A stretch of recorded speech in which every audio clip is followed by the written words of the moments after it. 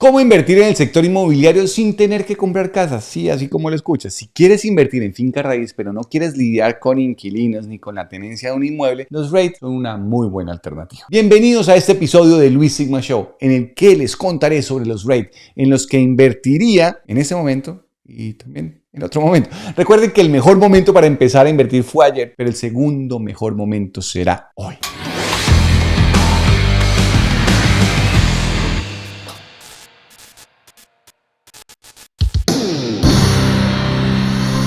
Los REITs o los fideicomisos de inversión en bienes raíces son una forma de invertir en bienes inmuebles comerciales sin tener que comprar y administrar esas propiedades. Se trata de empresas que poseen o financian bienes raíces para que generen ingresos y una variedad de negocios inmobiliarios, como, ¿qué les digo? Apartamentos, almacenes, bodegas, centros comerciales, hoteles. Su atractivo es simple. Los REITs más confiables tienen un historial de pago de dividendos grandes y crecientes. Aún así, ese potencial de crecimiento conlleva riesgos que varían según el tipo de REIT. Los REITs permiten que cualquier persona invierta en carteras de activos inmobiliarios de la misma manera que invierten en otras industrias, mediante la compra de acciones de empresas individuales o mediante un fondo mutuo o un fondo cotizado en la bolsa, los famosos ETF. Los accionistas de los REITs obtienen una parte de los ingresos producidos sin tener que salir a comprar o administrar o a financiar propiedades.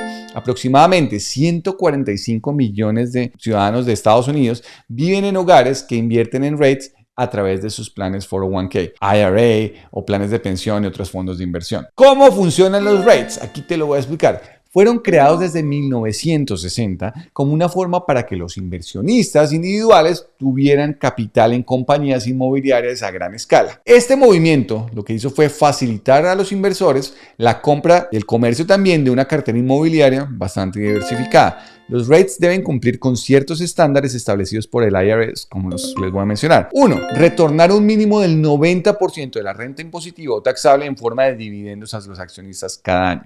Invertir al menos el 75% de los activos totales en bienes raíces y que al menos el 75% de los ingresos brutos provenga de bienes inmuebles como alquileres, intereses sobre hipotecas o venta de bienes inmuebles. También tienen que tener un mínimo de 100 accionistas después del primer año de existencia. No tener más de 50% de las acciones en poder de 5 o menos personas durante la última mitad del año contributivo. Son bien vigilados. Entonces, al cumplir con estas reglas, los REITs no tienen que pagar impuestos a nivel corporativo, lo que les permite financiar bienes raíces de manera mucho más barata en comparación a otro tipo de empresas. Eso significa que con el tiempo los REITs pueden crecer y pagar dividendos aún mayores. Como a todos los que están viendo este video les gusta el dinero, igual que a mí, les cuento una de mis motivaciones para invertir en REITs. Resulta que en el año pasado, en el 2021, fue uno de los sectores con mejor rendimiento del S&P 500, generando un rendimiento total del 46.2% frente al 28.7% del índice S&P 500 en su conjunto.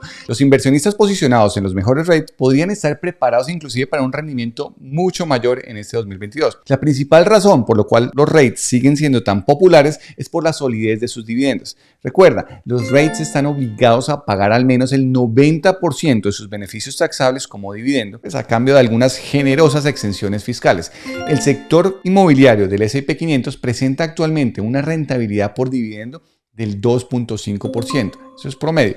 Históricamente, los REITs han tenido muy buen desempeño, el cual es medido por un índice ponderado, que inclusive todos los REITs taxables con más del 50% de sus activos a diferentes hipotecas. Ese índice se llama el FTSE Nareit All Equity Rates, que entre el 2010 y el 2020, la tasa anual de retorno promedio fue del 9.5%. Luis, entonces, ¿es una buena inversión? Yo considero que sí lo es y es una gran alternativa para diversificar el portafolio y apreciar el capital en el largo plazo. Para saber en cuáles invertiría, primero les explico las clases de REITs que existen. Los REITs se dividen en diferentes categorías dependiendo de la tenencia de la inversión. Cada tipo de REIT tiene diferentes características y también hay que evaluar que también tiene diferentes riesgos. Hay que saber que debajo de cada sombrero qué hay antes de poder invertir. Entonces tenemos los de retail, que constituyen casi un cuarto de las inversiones en REITs y están destinados a centros comerciales y a tiendas minoristas. Debido a los cambios en los hábitos de compra por el fortalecimiento del comercio electrónico, pues es importante considerar ¿a qué tipo de industria se destinará el dinero? Pues la plática vendrá de los arrendamientos y si el negocio pues no está vendiendo y no da plata, ¿cómo harán los arrendatarios para pagar? Como dicen, ¿de dónde flores si no hay jardín? ¿Cómo la vieron? El otro tipo son los residenciales. Aquí operan los edificios de apartamentos y las casas manufacturadas. La pista clave para invertir en este tipo de REITs es la ubicación. Debido a la escasez de tierra y el costo de la vida alto, es interesante para proyectos en ciudades densamente pobladas y costosas como Nueva York o Los Ángeles, donde es más común que la gente pague arriendo en lugar de comprar vivienda. Hay otros REITs relacionados con el sector salud. Este es un subsector interesante considerando que la población de Estados Unidos pues está envejeciendo y los costos de salud siempre van en aumento. Los REITs de healthcare se invierten en hospitales, en centros médicos, en hogares geriátricos y en centros de enfermería. El lado negativo de estos REITs es que la mayoría de las organizaciones que operan este tipo de negocios depende de tarifas de ocupación, aunque siempre pues, va a haber enfermos y de los reembolsos que también haga Medicare, Medicaid y otros seguros públicos o privados. Oficinas y espacios de trabajo. Este fue otro de los que sufrió modificaciones desde que el trabajo remoto se popularizó, porque la inversión se destina a edificios de oficina. Es que también hay que evaluar estos aspectos. Algunos cuestionamientos para tener en cuenta en estos REITs son que la tasa de desempleo, la tasa de vacantes, el desempeño económico del lugar donde se va a invertir. Este es bien importante porque no es lo mismo invertir en un lugar cuya economía pues está en explosión, está en aumento, está creciente, es fuerte, versus en áreas rurales o con poco desempeño, por ejemplo como la ciudad de Detroit, por darles simplemente un ejemplo. Hay otros REITs que son los de hipoteca, que son las inversiones más conocidas pero no las más grandes. Aunque tienen grandes jugadores respaldados por el gobierno, pues que compran hipotecas en el mercado secundario, no logran ser los más importantes. Por el hecho de que este tipo de REITs invierten hipotecas en lugar de acciones, no significa que no tenga riesgos. Un aumento de las tasas de interés, como en el que estamos viviendo en este momento, se traducirá en una disminución de los valores contables de los REITs. Estos REITs hipotecarios sufren de gran manera cuando se dan estos movimientos de tasas de interés. Dicho de otra manera, si las tasas de interés suben, la financiación se hará más cara y se reducirá el valor de una cartera de préstamo. Como ya les expliqué cómo funcionan y cómo se clasifican, les doy mi top 5.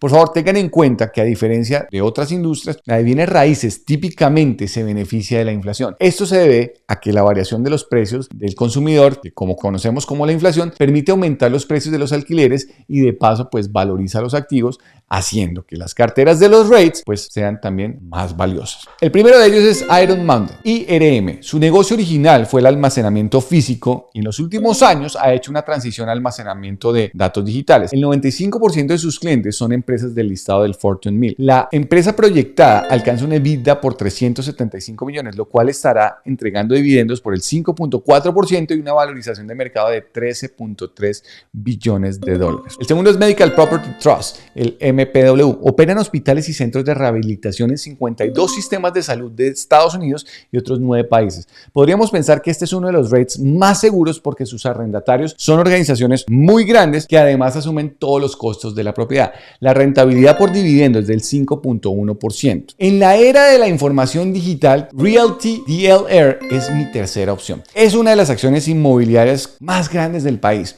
con un portafolio formado por 291 centros de información que proveen almacenamiento a más de 4.000 empresas entre entidades del gobierno y entidades privadas. Dentro de sus clientes más destacados está IBM, Meta, parece que se les escapó algo de información en estos días, Oracle, LinkedIn, JP Morgan, Verizon. Si algo le juega a favor este negocio, es que para sus clientes es muy costoso trasladar la información de una instalación a otra, así que la tasa de retención de clientes es bastante alta. La rentabilidad por acción de este REIT es del 3.2%, aunque su valor de mercado es de 41.6 billones, mucho más alto en comparación que Iron Mountain. Si eres más tradicional, está UMH Properties. Es el dueño operador más grande de comunidades de casas manufacturadas en los Estados Unidos. Cuenta con 127 comunidades y tiene bastante tierra y mano de obra para continuar construyendo 7.000 casas más por año.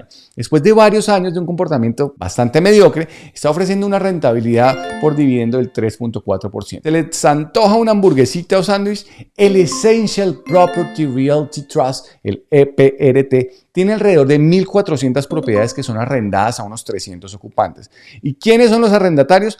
principalmente cadenas de restaurante y centros de mantenimiento para carros. Para el tercer trimestre del 2021, su tasa de ocupación fue del 99%. Tengan esto en cuenta. Sus dividendos por acción están en el 4.1%. Como ven, opciones hay muchas. Está Opción Sigma, por ejemplo, y una buena alternativa de inversión es estos REITs. Pero antes de meterse en el negocio, tengan en cuenta estas claves. Mejor malo conocido que bueno por conocer. Los REITs dan buenos dividendos junto con una apreciación capital moderada en el largo plazo. Busca siempre empresas que históricamente hayan brindado ambas cosas. La liquidez es todo. A diferencia de las inversiones tradicionales en bienes raíces, muchos REITs son transados, adivinen dónde, en la bolsa de valores. Es así como obtendrás diversificación sin estar atado a acuerdos de largo plazo o a la depreciación que podría ser protagonista en esta inversión. En lugar de evaluar un REIT por su índice de pago, es decir, por los dividendos, evalúa la inversión con base en los fondos de operaciones, los FFOS. Esto se define como el ingreso neto menos la venta y su depreciación. Saquen la calculadora y tomen el dividendo por acción dividido entre el FFO por acción. Entre más alto sea el yield, mejor será el REIT. Como han visto, de este tema hay mucho más por hablar, es extenso y tiene muchas subclasificaciones. Si quieren saber más, déjame abajo en los comentarios tus dudas y los temas que quisieras que aborde en un próximo video. Tomaré en cuenta todas sus recomendaciones para preparar más contenido que les ayude a tomar buenas decisiones de inversión, buenas decisiones financieras. Para estar enterado, activa la campanita de las notificaciones, suscríbete y búscame en Instagram como @LuisHernanSilva y en TikTok como @Luis.c. Nos vemos en la próxima. Hasta pronto. Chao.